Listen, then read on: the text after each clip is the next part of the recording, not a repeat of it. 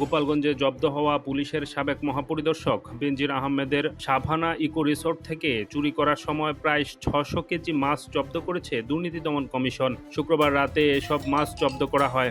জব্দকৃত মাছ বিক্রি করে সরকারি কোষাগারে ৮৩,৭৫৪ টাকা জমা দেওয়া হয়েছে। গত ২৭ মে বেনজির আহমেদ তার স্ত্রী ও সন্তানদের নামে থাকা ৩৪৫ বিঘা জমি জব্দ এবং বিভিন্ন সরকারি ও বেসরকারি ব্যাংকে তাদের নামে থাকা ৩৩টি ব্যাংক হিসাব অবরুদ্ধ করার আদেশ দেন ঢাকার মহানগরের জ্যেষ্ঠ বিশেষ জজ মোহাম্মদ আসামস জগলুল হোসেন। এর মধ্যে Savanna Eco Resort and Natural Park রয়েছে। এরপর ২৬শে মে একই আদালত বেনজির আহমেদ, তার স্ত্রী ও ৩ মেয়ের স্থাবর সম্পদ ক্রোক, তাদের নামে থাকা ব্যাংক হিসাব এবং বিভিন্ন কোম্পানিতে তাদের নামে থাকা শেয়ার অবরুদ্ধ করার আদেশ দেন। দুদক সূত্রে জানা যায়, উক্ত সম্পদের রিসিভার নিয়োগ প্রক্রিয়া চলমান থাকায় ক্রোককৃত সম্পত্তির মধ্যে সাভানা ইকো রিসোর্টে অবস্থিত পুকুরের মাছসহ বিভিন্ন সম্পদ চুরি হচ্ছে বলে দুদক কর্মকর্তারা খবর পান। বিষয়টি দুদকের ঊর্ধ্বতন কর্তৃপক্ষকে জানালে তারা সরেজমিনে তথ্য সংগ্রহের জন্য নির্দেশ দেন। এরপর দুদকের একটি টিম শুক্রবার সাভানা ইকো রিসোর্টে যান। এ সময় রিসোর্টের ভেতর ২০ একরের একটি পুকুরে মাছ ধরতে দেখেন তারা।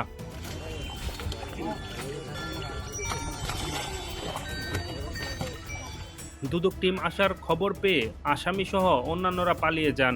এ সময় ৫৫৫ কেজি তেলাপিয়া, ৩৭.৫০ কেজি কাতলা মাছ জব্দ করা হয়। পরে তার নিলামে তুলে ৮৩,৭৫৪ টাকা বিক্রি করা হয়।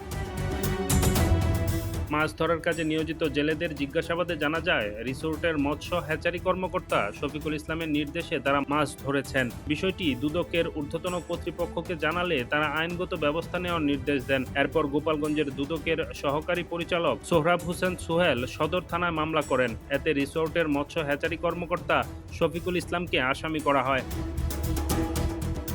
সার্ভার জটিলতার কথা বলে গত ৩ জুন থেকে Savanna Eco Resort and Natural Park বন্ধের ঘোষণা দেয় রিসোর্ট কর্তৃপক্ষ।